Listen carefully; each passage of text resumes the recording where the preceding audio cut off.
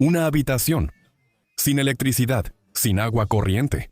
En invierno, la escarcha se extendía por las paredes interiores, y los 12 hermanos se acurrucaban, 3 o 4, en una cama.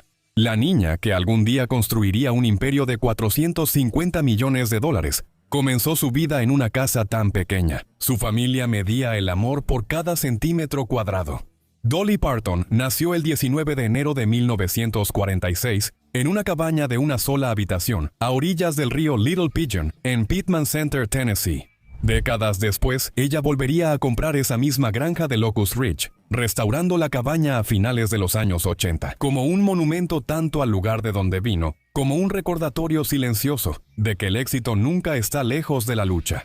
No se encuentra como un palacio, sino como un eco preservado, madera tosca, una sola chimenea y el silencio de la pobreza mantenido intacto.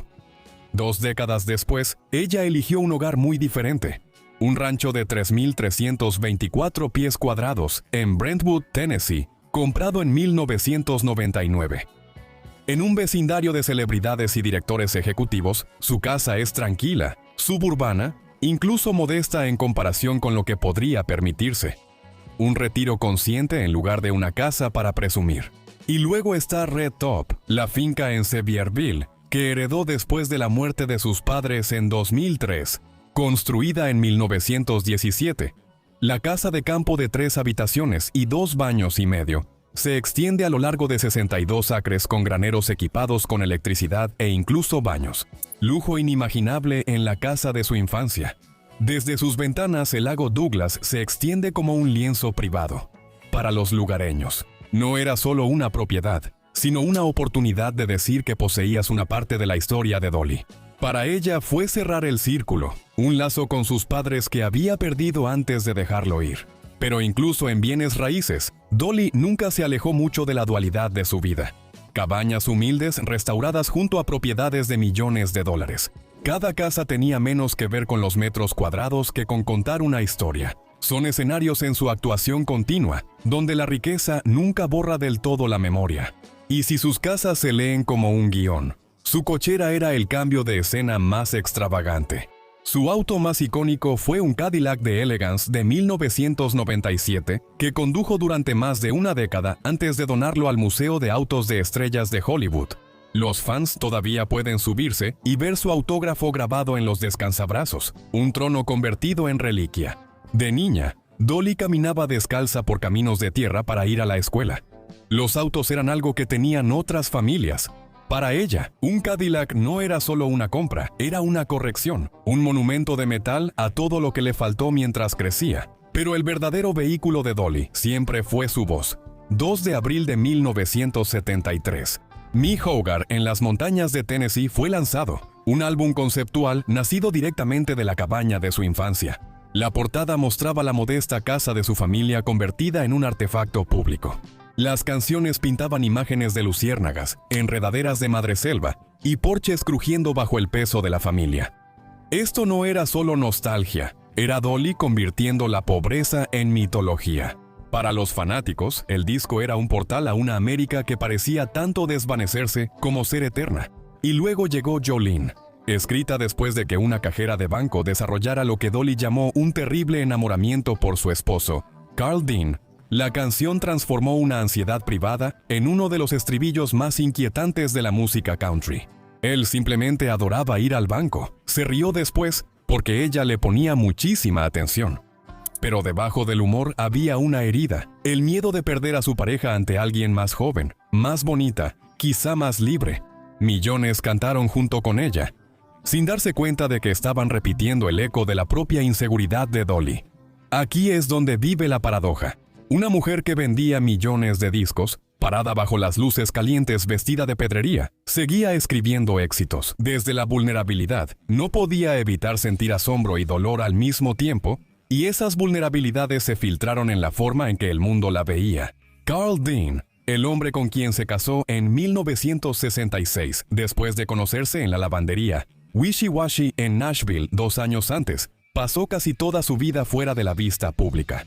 Para 1984, ella se reía. En entrevistas, mucha gente dice que no existe Carl Dean, que es solo alguien que inventé. Su invisibilidad se volvió su presencia, y el esposo fantasma, invisible pero sobre el que los tabloides especulaban sin parar, perseguía fotografías que no existían. Mientras Dolly reforzaba su privacidad, la ironía es profunda. Una mujer que creció en una cabaña donde nada podía ocultarse, pasó su adultez protegiendo su amor con muros de hierro. El público la adoraba, pero el hombre en el centro de su mundo privado seguía siendo invisible. Cuando renovaron sus votos en 2016 por su 50 aniversario, no fue un espectáculo televisado, sino una promesa privada. Incluso en la celebración, la discreción era la regla. Y aún así, en la esfera pública, Dolly estaba en todas partes. Su riqueza, sus negocios, su imperio se extendieron más allá de la música, hacia el concreto y el acero. En 1986 abrió Dollywood en Pigeon Forge, entonces con 110 acres que después se expandió a 168. No era solo entretenimiento, era la atracción turística con boletos más grande de Tennessee, atrayendo a 3 millones de visitantes al año. Las montañas rusas gritaban, los coros de gospel cantaban, los artesanos vendían colchas apalaches, todo bajo el nombre de Dolly. Pero de nuevo, el contraste. La niña que una vez recogía maíz descalza, ahora era el motor económico de toda una región. Un parque nacido de la imaginación de una niña criada sin electricidad, ahora funcionaba con suficiente energía para iluminar una pequeña ciudad. Detrás de Dollywood estaba una figura aún más grande, con un patrimonio neto estimado en 450 millones de dólares. Las regalías de I Will Always Love You, famosa por la versión de Whitney Houston, se sumaban a las ganancias del parque temático, las ventas de discos y los acuerdos de marca. Para ponerlo en contexto, esa fortuna equivale a 136 millones de copias de los libros de bolsillo que algún día regalaría a través de su biblioteca de la imaginación. Y aquí es donde la herida se abre al viento. Dolly y Carl Dean nunca tuvieron hijos. Más tarde admitió que llegaron a aceptarlo, incluso viéndolo como una bendición. El vacío que dejó se convirtió en la semilla de otra cosa. En 1995 fundó la Biblioteca de la Imaginación, que para 2018 había entregado más de 176 millones de libros a niños de todo el mundo. Una mujer sin herederos construyó el programa de donación de libros más grande del mundo. Es una de las ironías más cinematográficas de su vida. No tiene hijos a quienes dejar su imperio, pero su legado podría sobrevivirla. Éxitos de las listas, entregados a niños pequeños en todo el mundo en forma de cuentos para dormir. Pero la riqueza y la filantropía no borran el costo. Cada casa, cada Cadillac, cada libro enviado ha estado marcado por el conocimiento de que el éxito tiene un precio personal. Incluso ahora, el recuerdo de esa cabaña de una sola habitación persiste. Dolly construyó imperios sobre eso, pero nunca se alejó lo suficiente como para olvidar el sonido de la escarcha agrietando la madera por la noche. Y si Dollywood es el espectáculo, el asombro no está solo en sus atracciones o sus montañas rusas. Imagínate esto: 3 millones de visitantes pasando por las puertas cada año. Sus conversaciones mezclándose con el golpeteo de los martillos de herrero y el rugido de una montaña rusa, cayendo 20 pisos en algún lugar entre país de manzana frita y cuartetos de gospel. El eco del sueño de una chica de las montañas se ha convertido en una economía. Un parque que comenzó como una apuesta ahora es el latido cívico de la ciudad.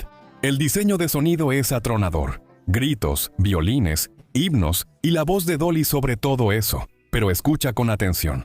En medio de esa cacofonía, el silencio permanece, donde Carl Dean no aparecería, donde la risa de los niños nunca fue la suya, donde el pasado aún se niega a ser suavizado por la fortuna. Esa es la dualidad de Dolly: viento para herir, espectáculo para el silencio. Como la misma Dolly bromeó: cuesta mucho dinero verse tan barata. Es una frase que ha repetido durante décadas, mitad broma, mitad manifiesto. Sus pelucas, sus lentejuelas, incluso sus bromas juguetonas sobre su propio busto. Dolly ha dicho que estas elecciones eran en parte humor, en parte escudo.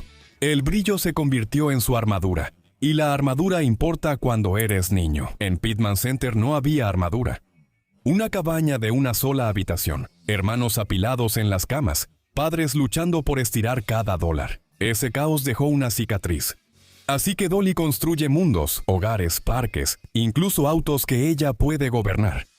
Dollywood no es solo un parque temático, es orden. En sus propios términos, el Cadillac no es solo un auto, es un trono que ella comanda.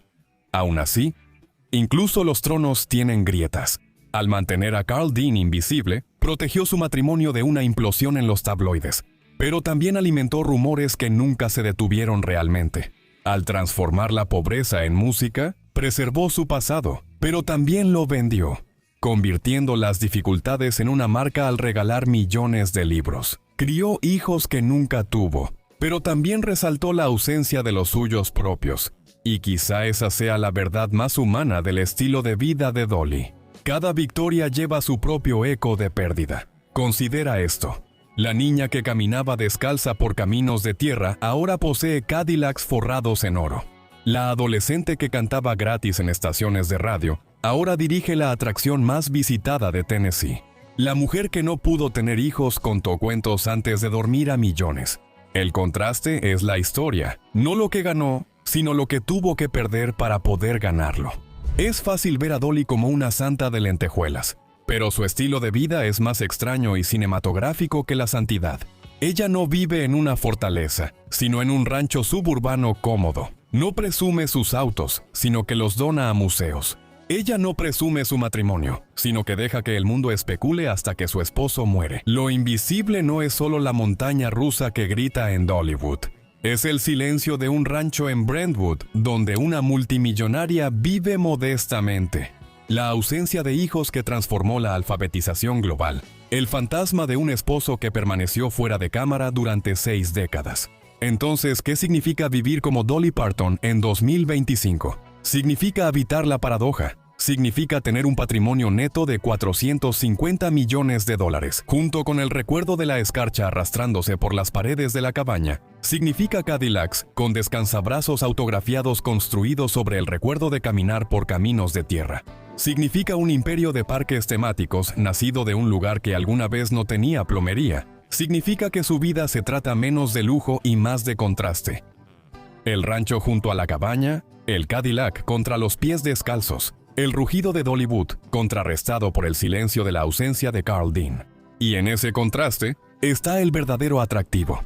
El estilo de vida de Dolly Parton no se trata simplemente de riqueza, se trata de convertir las heridas en victorias y aceptar que cada viento aún resuena con su herida.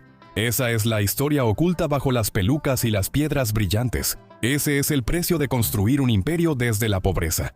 Y eso es lo que hace que la vida de Dolly Parton, sus casas, sus autos, sus amores, su legado, no solo sean ricos, sino cinematográficos.